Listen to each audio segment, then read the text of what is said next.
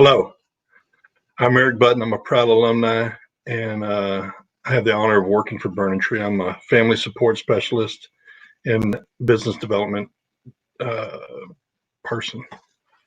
Burning Tree Programs is a family-owned, and it creates specialized ethical treatment programs for the alcoholic and addict who still suffers. With that being said, we have 4 of these programs. First one was developed in 1999 by David Elliott, our founder. Burning Tree Ranch is outside of Dallas. It is a long-term residential treatment center for men and women who are chronic relapsers. Average length of stay is 8 to 14 months with a year of transitions. In 2004, David Elliott created Burning Tree Lodge outside of Austin and Elgin, Texas. 2 years ago, David brought on Peter Pirano as our chief operating officer, and with his direction, created Renewal Lodge by Burning Tree. Renewal Lodge is a 30-60-day in-network provider substance use disorder treatment. It has a curriculum of a clinically advanced mindfulness approach to the steps. Earlier this year, David Elliott teamed up with Jessica and Josh Slay to reopen Awakenings Hill Country, which is an all-women's in-network provider treatment center with a strong clinical approach to the steps with a strong trauma-focused curriculum. And David Elliott, our founder, found his path of freedom in Tucson, Arizona. He has created a program called Burning Tree West, which is a young adult program for men and women, and it has a collegiate track. We also have some sober living environments or beds in our environment out there for men and women. So without any further delay, I am really honored. Gary Kaufman, one of our national business development representatives, met Jana Jansson at the Care Breakfast in Dallas, and he asked us to bring her on Spotlight.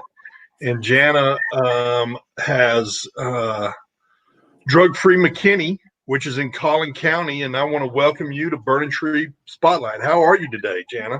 I'm good. Thanks for having me. I appreciate it. I'm enjoying it. We're really honored. I know that Drug-Free McKinney. McKinney's a very fond place for myself. My folks live in McKinney. I'm going to go ahead and tell you that I've even gotten myself in some trouble in McKinney back in the day. So they really didn't have programs like you when I was growing up. So what is Drug-Free McKinney? So Drug-Free McKinney is an initiative of the Freestyle Foundation. And then we also have another one, Engage Collin County, that falls under there. But with Drug-Free McKinney, the thing I'm really excited about is we have a state-funded grant. And the state-funded grant allows us to really work in the schools. Our main focus is McKinney, but with the state grant, we're allowed to serve all of Collin County. So implementing programs such as Too Good for Drugs, doing presentations that are alcohol, tobacco, and other drugs, as well as teaching kids goal setting, how to bond and build relationships, just those basic skills that all of our kids need to know in order to make good, healthy decisions in the future. So we're really excited about, there's a whole lot more to it, but we're really excited about being able to get into the schools and really make a difference in the lives of kids. So Drug-Free, so in McKinney, Texas, which is the county seat of Collin County, how many high school, so are you focused mainly on high school age, or you talking junior high up into high school? What age group are you working with? So the grant allows us to work with kindergarten through 12th grade. Oh, wow. So we get to work with everyone. I've been working a lot right now with the high schools because I have that relationship with McKinney. So I've been working in the high schools, but depending on how things go next year, we are hoping to implement a program in 4th, 5th, and 6th grade next year, as well as the other things that we do throughout the school in middle school, high school as well. So yeah, we K through 12. So I'm excited to get to do that. Yeah. We don't work with our elementary kids enough, and that's where we really need to be focusing to give them the education, just how to care for themselves. Planting seeds. Yes, absolutely. And cultivating. So Yeah. McKinney, they have 3 high schools in McKinney alone. Then also the other major towns in Collin County is Plano, a good portion of Plano, Frisco, of course McKinney, Prosper, Yeah. Allen. and Anna. Yeah. What? How many? So you have volunteers that help you implement a curriculum at the schools, or how does it play out? So with the state grant, we have a staff, and there are 3 of us. So I'm the person, and then I have 2 others that work with me that are program specialists. And we all have to be trained in the curriculum in order to implement it. So Too Good for Drugs, you have to have been trained in it in order to implement it into the school per state requirements. Now, any other school district, if they wanted to implement it, they can, but the 3 of us will be able to teach the curriculum within the school. And then we'll have volunteers that as we continue to grow, we'll have volunteers that'll be able to go in and help us with other types of presentations that maybe don't pertain straight to the curriculum. So the alcohol, tobacco, and other drugs. So there's a lot of components to it. We have a federally funded grant as well. And so we have one of our staff members with the state also works on the federal side. So all of us together we're all able to work together as a team and really try to make a difference in So walk me through the process. So do you guys go? So you go out to the school. You're working with the principal, I'm sure, and then the guidance counselors at the school. And then do you have like do you see individual classes, or do they have like a general assembly? How does the process start? Okay, so right now we've been working with the lead counselor for the school district. So Jennifer Akins is the lead counselor in McKinney, and he's phenomenal. So we've been working with her, and then most of your school districts have what's called a SHAC committee, and that committee really oversees the things that are being implemented within the school district when it comes to topics like this. So once we are through all of that process, really it's us then working with the schools. McKinney has what's called crisis counselors. They're impact crisis counselors, and there's 2 per high school, and then they go out to the middle schools and then I believe into the elementary as well, and doing some education. And so we'll work with them in being able to come into, wherever it is that we need, whether it's elementary, middle, or high school, to implement the Too Good for Drugs program. And then we'll also work with them on, if McKinney High School wanted us to come do a presentation on marijuana, then, either myself or one of our volunteers would then be able to come into the individual classrooms, or we can do assemblies. We do parent presentations. So there's really a lot of options, but right now our goal and our focus is to really be able to do those in the classrooms. And it's about 30 minutes for 10 weeks. So maybe it's 1 time a week for 30 minutes that we would go in, or 2 times a week for 30 minutes that we'd go in to get through the curriculum part of the program. So the curriculum you said is Too Good for Drugs. Is that right? Yes. I like that. And now, how long has this curriculum? How did you find this curriculum? So the state has, I don't know exactly how many, but they have evidence-based curriculum that we can choose from. Okay. And I have several friends that are in the field or have been in this field. And so I just kind of talked with some of them and what they felt like would be a great program to use out of the options that we have. And so we ended up going with Too Good for Drugs. The first 5 weeks really do not even focus on drugs.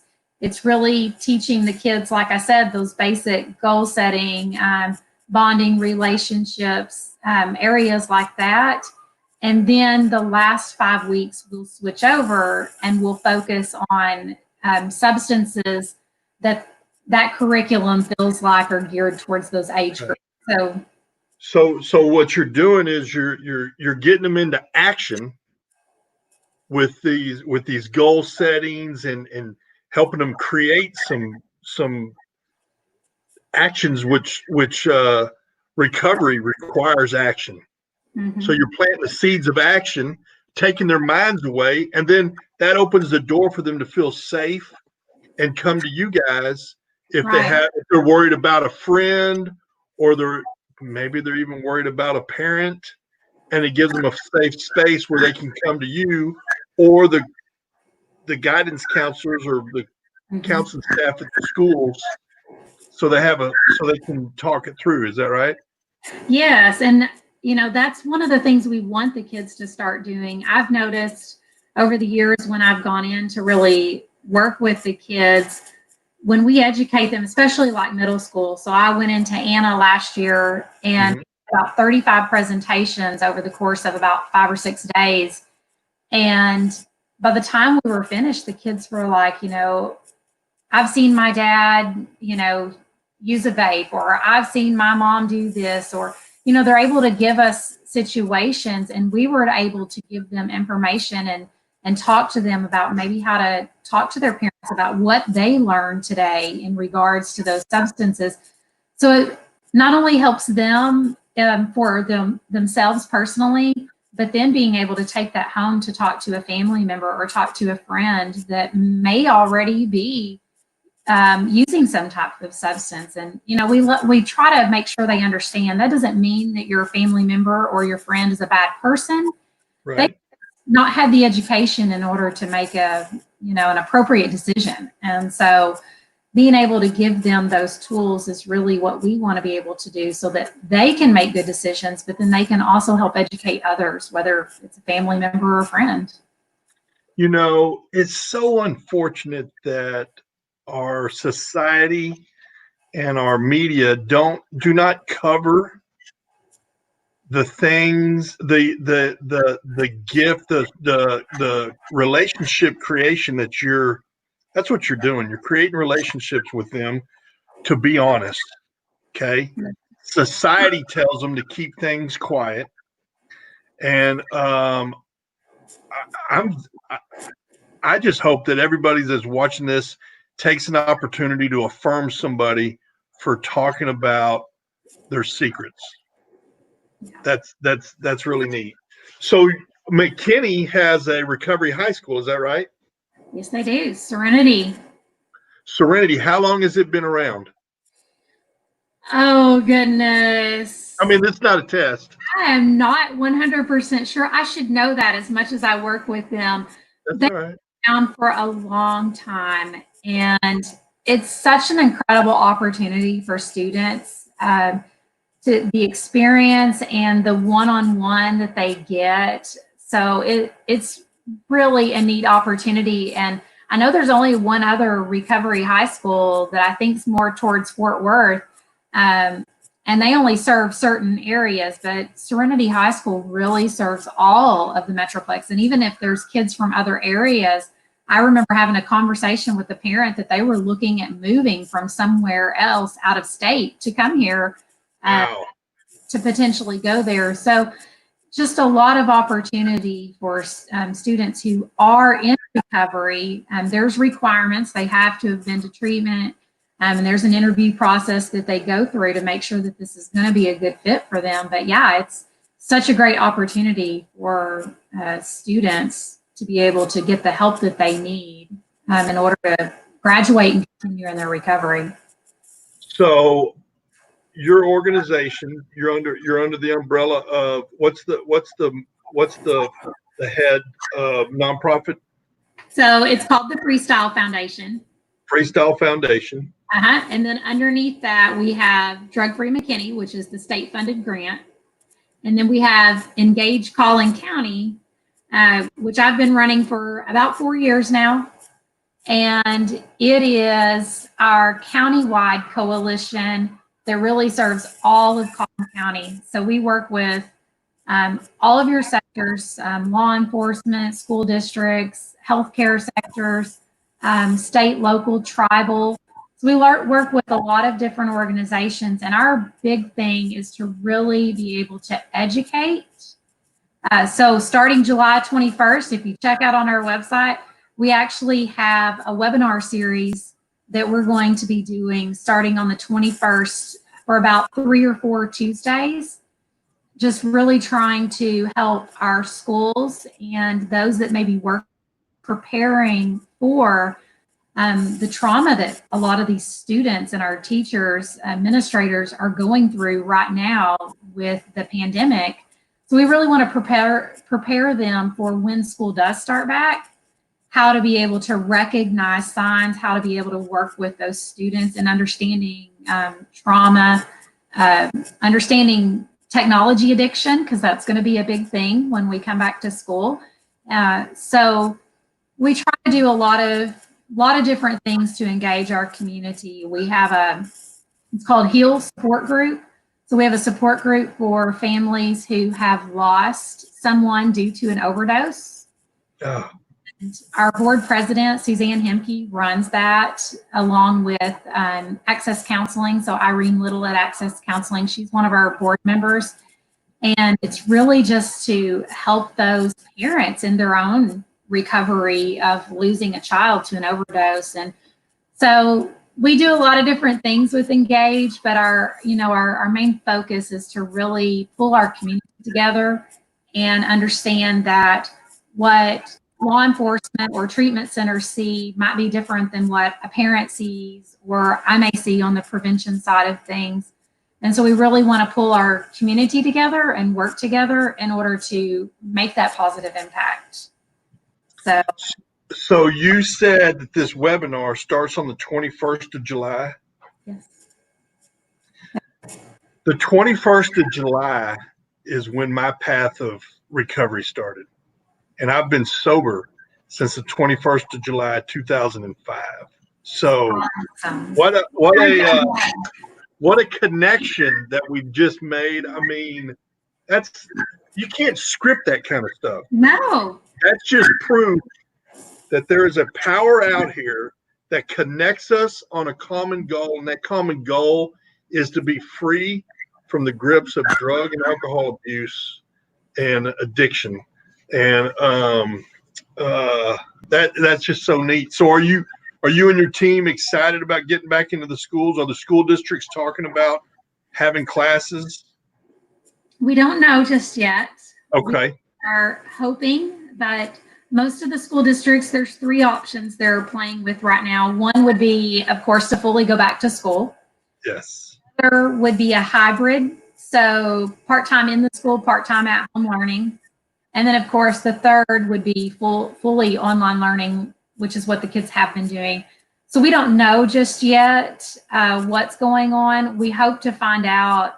I'm hoping by mid-June we know what's going to happen so that we can start preparing. But I just was talking with one of our other team members this morning and said, that's something that we've really got to start working on, is having a plan for what if we go back to school, what if we go part-time, and what if we don't go at all. Right. We still have requirements for the state, but more importantly than just that, we've got to really be creative with how we're reaching our young people and their families to truly make a difference, because there's so much going on with trauma, mental health, substance right now with these kids being confined at home, families being confined at home. Yeah. So real quickly, I want to also ask, I know that you've shared with us that you and your organization has secured some grants from the federal government and the state, which is fantastic. Are there any other opportunities for people to support you and your team's mission? And is there other fundraising avenues that you have?